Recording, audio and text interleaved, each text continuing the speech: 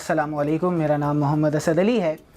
आज के इस लेक्चर में हम फ्रीक्वेंसी डिस्ट्रीब्यूशन का जो पिछला लेक्चर था उसे कंप्लीट करेंगे। पिछले लेक्चर में अगर आपको याद हो तो हमने अनग्रुप डेटा, जो रॉ डेटा हमें गिवन होता है, उसको ग्रुप डेटा यानी फ्रीक्वेंसी टेबल में बनाना हमने सीखा था, जो कि स्क्रीन पर आपके सामने हाइलाइट्स मौजूद हैं कि जिसके लिए हमने कुछ वर्किंग्स की थी और उस डेटा को फ्रीक्वेंसी टेबल में कन्वर्ट किया था।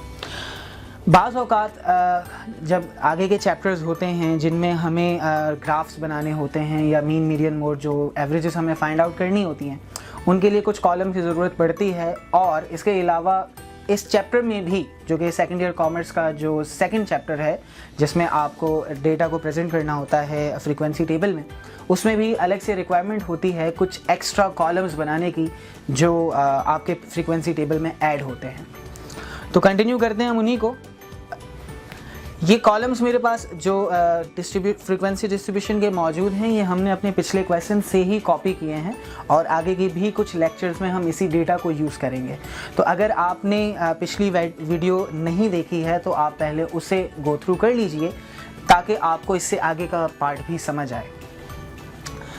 फ्रीक्वेंसी टेबल हमारे पास मौजूद है। हमें सबसे पहले मिड पॉइंट फाइंड आउट करना है। मिड पॉइंट दरअसल ये होता है कि क्लास इंटरवल जो हमें गिवन है, सपोज फर्स्ट क्लास इंटरवल हमारे पास 5 और 7 है, तो 5 और 7 के मिड में कौन सी वैल्यू मौजूद है।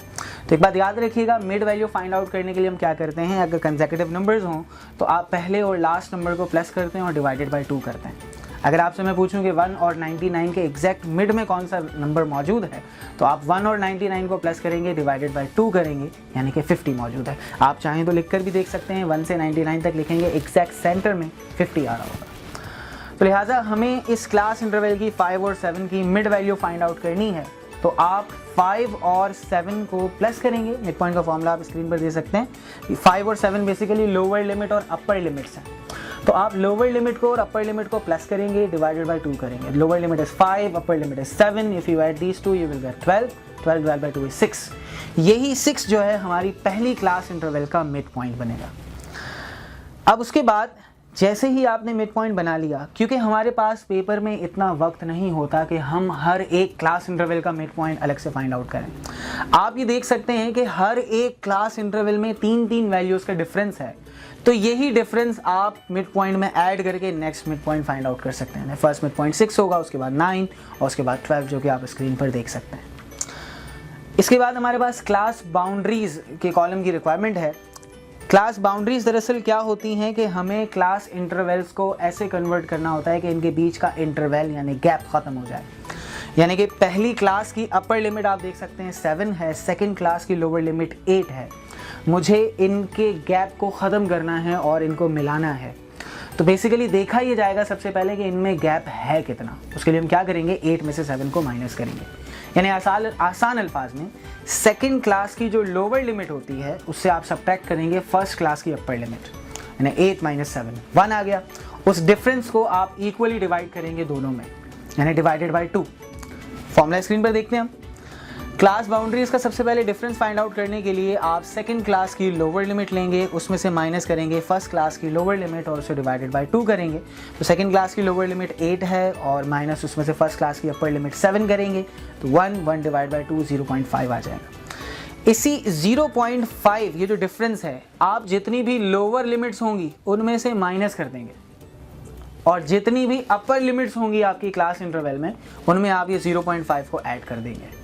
तो उससे जो आपको क्लास बाउंड्रीज मिलेंगी वो आप स्क्रीन पर देख सकते हैं कि 5 में से 0.5 माइनस किया तो 4.5 एंड सो ऑन। इसी तरह फर्स्ट वाली क्लास बाउंड्री में अपर लिमिट में 7 में आप 0.5 ऐड करेंगे तो वो 7.5 हो जाएगा।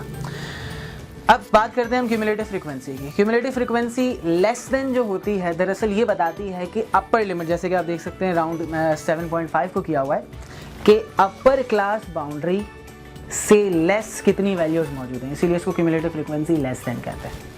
यानी स्क्रीन पर आप देख सकते हैं पहली क्लास की अपर क्लास बाउंड्री 7.5 है।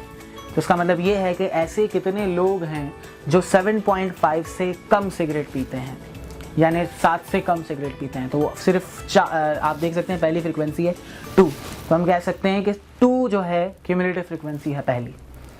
इसी तरह अगली क्लास की अपर क्लास बाउंड्री 10.5 है, तो इसका मतलब ये है कि 10.5 या उससे कम कितनी वैल्यूज़ हैं। तो जो दूसरी क्लास है हमारे पास, पहली क्लास 5 और 7 है, दूसरी क्लास 8 और 10 है, तो इन दोनों को अगर आप ज्वाइंटली देखें तो ये दोनों ही 10 से कम है। तो लिहाजा आप ये कह सकते हैं कि 5 वैल्यूज़ ऐसी हैं जो 10.5 या उससे कम है। अब पेपर में हमारे पास इतना वक्त नहीं होता कि एक एक के लिए इतनी ज़्यादा थिंकिंग यूज़ करें। उसके लिए आपके पास एक सिंपल एक मेथड होता है जिसे आप शॉर्टकट भी कह सकते हैं कि क्यूमुलेटिव फ्रीक्वेंसी बनाने के लिए आप फ्रीक्वेंसीज को ऐड करते जाते हैं। क्यूमुलेटिव का वर्ड ही यही मतलब यही होता है जमा करना। जैसे आप अकाउंटिंग में भी पढ़ते हैं एक्यूमुलेटेड डेप्रिसिएशन, तो क्यूमुलेट का लफ्ज़ ही यही होता है कि आप जमा कर रहे हैं कि किसी एक पॉइंट पर तमाम फ्रीक्वेंसीज को ऐड करते जाएंगे। तो आप देख सकते हैं पहली फ्रीक्वेंसी आपको डायरेक्ट लिखनी पड़ेगी इसके लिए 2, उसके बाद नेक्स्ट फ्रीक्वेंसी को ऐड करके आगे लिख देंगे, तो 2 + 3 नेक्स्ट फ्रीक्वेंसी 5 हो जाएगी। इसी तरह 5 में आप नेक्स्ट फ्रीक्वेंसी ऐड करेंगे 6, तो 6 प्लस करके आपके पास 11 आ जाएगा। इसी तरह नेक्स्ट फ्रीक्वेंसी 5 है, वो ऐड करेंगे तो 16 आ जाएगा। और इसी तरह 3 प्लस करेंगे तो आपके पास 19, और नेक्स्ट फ्रीक्वेंसी 1 ऐड करेंगे तो 20 आ जाएगा। तो इस तरह आप क्यूमुलेटिव फ्रीक्वेंसी लेस देन बना सकते हैं। इंटरप्रिटेशन इसकी यही है कि इस पॉइंट पर जो अपर क्लास बाउंड्री है उससे कम कितनी वैल्यूज़ डेटा में मौजूद हैं, इसी वजह से इसको क्यूमुलेटिव फ्रीक्वेंसी लेस देन कहते हैं। अक्सर स्टूडेंट्स के ध्यान में सवाल आता है इसमें फ्रीक्वेंसीज क्यूमुलेटिव फ्रीक्वेंसी की वैल्यूज़ तो बढ़ती जा रही हैं, तो उसको लेस देन क्यों बोला जाता है? तो उसका रीज़न यही है कि क्यूमुलेटिव फ्रीक्वेंसी लेस देन दरअसल ये बताता है कि इसकी जो अपर क्लास लिमिट है उससे कम, अपर क्लास बाउंड्री है उससे कम कितनी वैल्यूज़ मौजूद हैं डेटा में। इसी के ऑपोजिट हम बात करते हैं क्यूमुलेटिव फ्रीक्वेंसी लेस देन। वो ये बताता है कि इस पॉइंट पर लोअर क्लास लिमिट या उससे ज़्यादा कितनी वैल्यूज़ मौजूद हैं डेटा में। यानी आप देख सकते हैं पहली क्लास बाउंड्री जो है हमारे पास 4.5 है, तो इस डेटा में ऐसी कितनी वैल्यूज़ हैं जो 4.5 से ज़्यादा हैं। आपको याद होगा पहले लेक्चर में मिनिमम वैल्यू 5 थी, तो इसका मतलब ये जितनी भी वैल्यूज़ हैं सब 5 या 5 से ज़्यादा ही होंगी। तो लिहाजा हम कह सकते हैं कि 20 की 20 वैल्यूज़ जो हैं 4.5 से ज़्यादा हैं, जो कि ये सारी की सारी फ्रीक्वेंसीज़ हैं। तो हम कह सकते हैं पहली क्यूमुलेटिव फ्रीक्वेंसी 20 है। इसी तरह दूसरी क्लास बाउंड्री देखें, लोअर लिमिट 7.5 है, इसका मतलब इस डेटा में 7.5 या उससे ज़्यादा कितनी वैल्यूज़ हैं। तो सिर्फ पहला ग्रुप ऐसा है जिसमें 2 वैल्यूज़ मौजूद हैं, बाकी सब 7.5 से ज़्यादा हैं। तो हम कह सकते हैं कि 18 ऐसी वैल्यूज़ हैं जो इसकी लोअर बाउंड्री या उससे ज़्यादा मौजूद हैं। इसके लिए भी एक शॉर्टकट तरीका यही होता है, क्योंकि जाहिर सी बात है हमारे पास इतना वक्त नहीं होता कि हम इतना सोच समझ कर इस कॉलम को बनाते जाएं। लिहाजा आप सबसे पहले जो आपका सम होगा फ्रीक्वेंसीज़ का वो पहले उसमें लिखेंगे कॉलम में, उसके बाद आप फ्रीक्वेंसीज़ को माइनस करते जाएंगे ना। पहली फ्रीक्वेंसी 20 हो जाएगी मोर देन, उसके बाद आप पहली फ्रीक्वेंसी 20 माइनस करेंगे तो 18 आ जाएगा। इसी तरह 18 से फिर 3 माइनस करेंगे तो 15 आ जाएगा। फिर 15 से सामने वाली फ्रीक्वेंसी 16 माइनस करेंगे तो 11 आ जाएगा। इसी तरह 11 के सामने वाली फ्रीक्वेंसी 5 माइनस करेंगे तो 4 आ जाएगा। 4 में से 3 माइनस करेंगे तो 1 आ जाएगा। और लास्ट में एक बात याद रखनी है कि जो लास्ट फ्रीक्वेंसी होती है क्यूमुलेटिव फ्रीक्वेंसी मोर देन में भी वही होती है, और जो last cumulative frequency less than में होती है वो फ्रीक्वेंसी इसका सम होता है। नेक्स्ट हम आगे बढ़ते हैं रिलेटिव फ्रीक्वेंसी।